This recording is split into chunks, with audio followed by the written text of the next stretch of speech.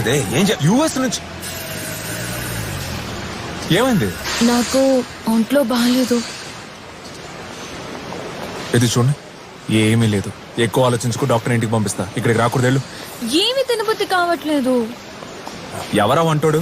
సరిగ్గా వంట చేయమని చెప్పండి. రేపటి నుంచి ఆ ప్రాబ్లం ఉండదులే. ఫాతిమా అమ్మ వేగంగా నడవద్దంటోంది. సరే, ఓ 4 రోజులు నెమ్మదిగానే నడు. నాకు చింతకాయలు మామిడికాయలు తినాలనిపిస్తోంది.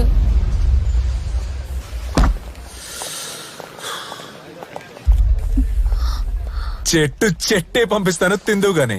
ఏమైంది నీకు రాజాజా? అమ్మొస్తోంది.